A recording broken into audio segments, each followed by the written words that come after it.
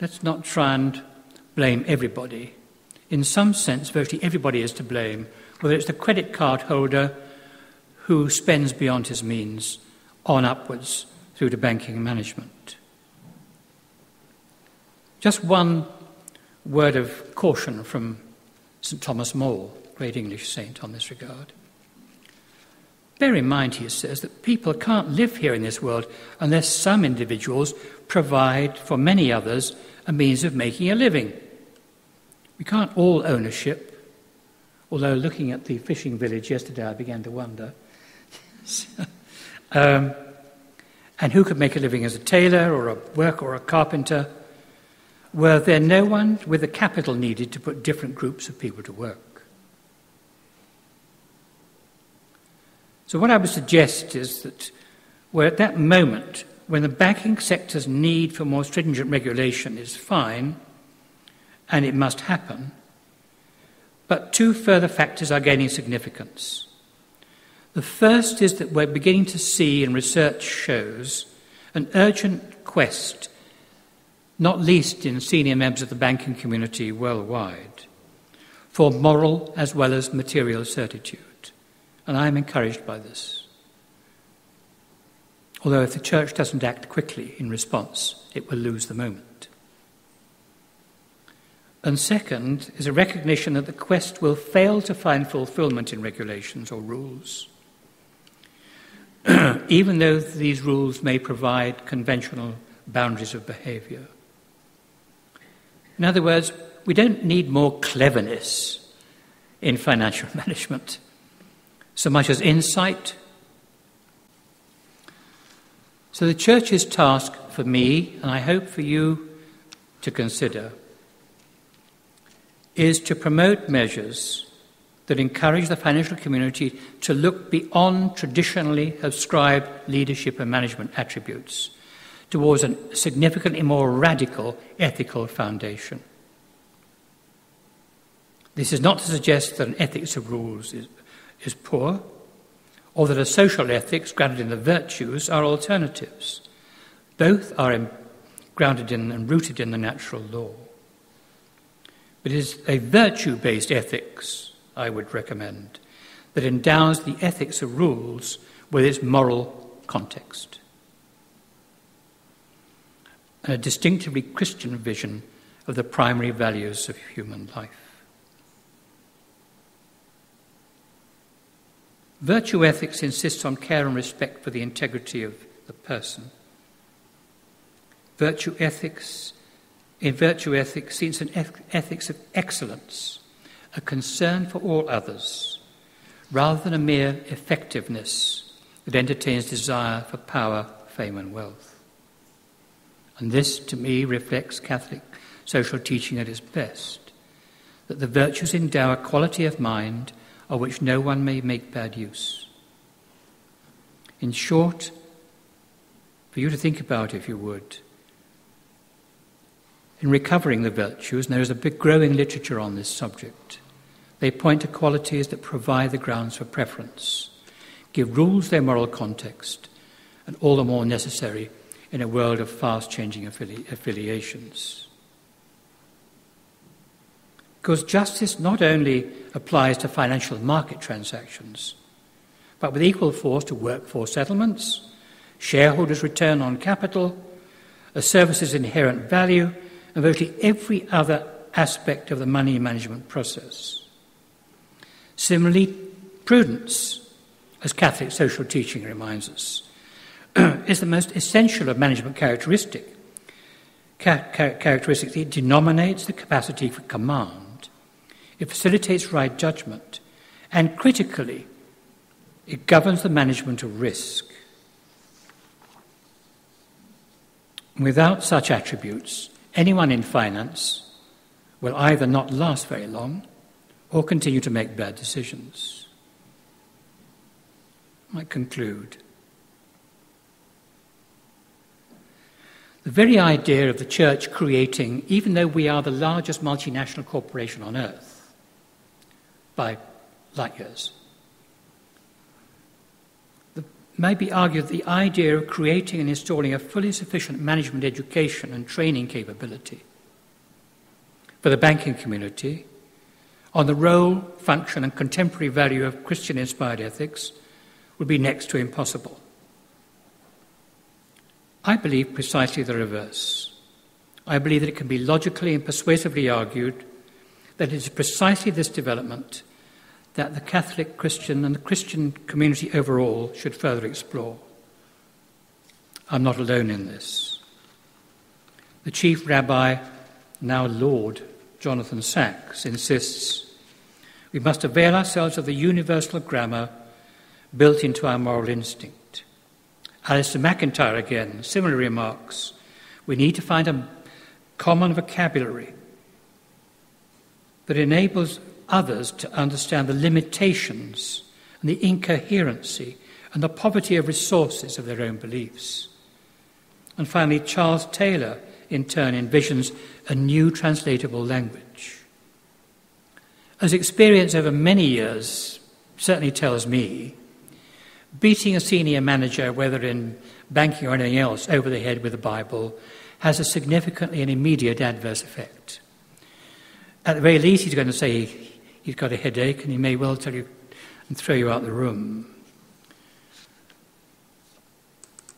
Nevertheless, I believe that while the Church has many missions, that this is one that we should pursue with urgency, and dare I say, with a greater prospect of success than has been the case perhaps in the last century.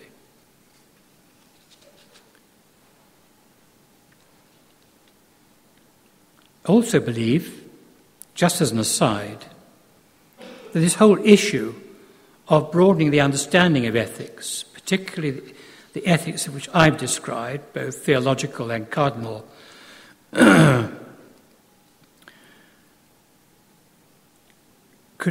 should be used not only in banking, but potentially inform the world of politics, by bringing the virtues and the criteria embedded in the common good to bear on and animate civic life and concerns.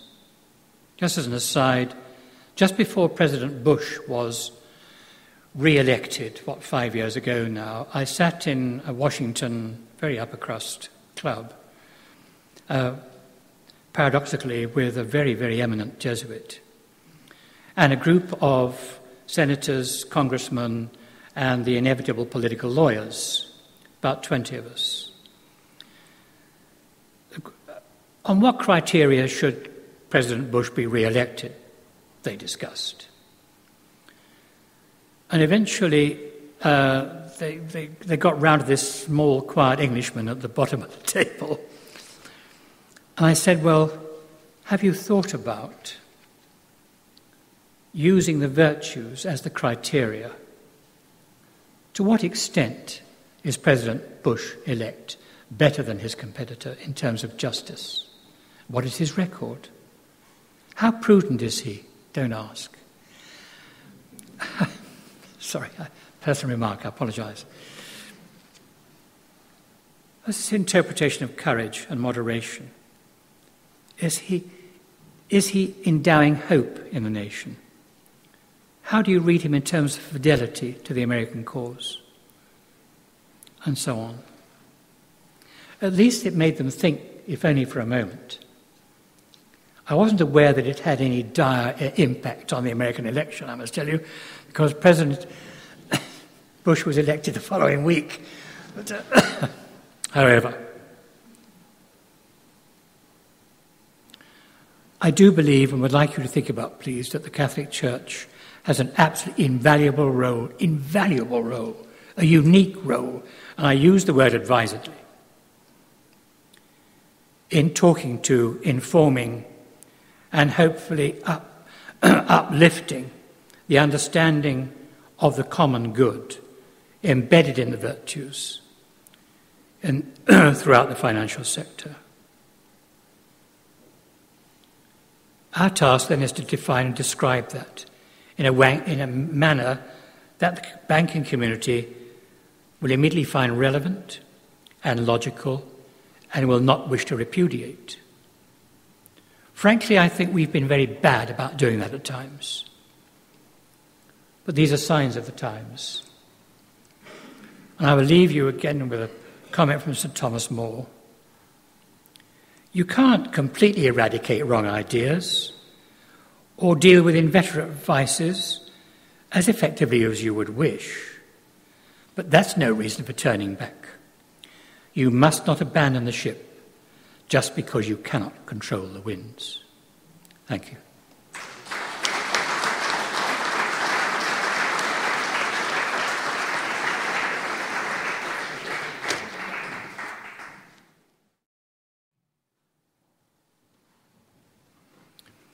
Equality of exchange for mutual benefit fundamentally means equality in the provision of information. And I couldn't agree with you more, as many instances now demonstrate. Shareholders, including the major institutional shareholders, have either not been sufficiently interested and or have not been sufficiently informed about the level of risk that their companies were taking. Second, those responsible, not least non-executive directors, with a special responsibility for the integrity of corporate governance, it seems to many now have been inadequate in the fulfillment of their duties.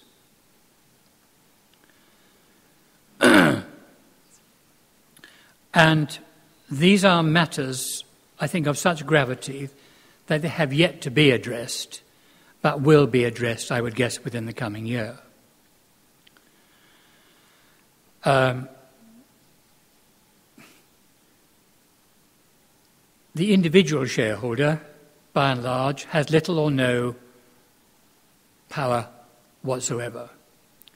But that the major institutions stood back, this is on both sides of the Atlantic, and watched irresponsible investments of a level where some investments by traders were greater than the market capital of the company for which they worked.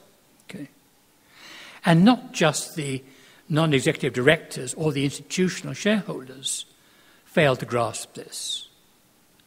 But many, in terms of the senior executive management, didn't understand the complexity of some of the operations that were being developed, where what were called buckets of houses in which people lived and survived were being sold on and sold on and sold on in the States without knowledge of, it is claimed, of the senior management concerned.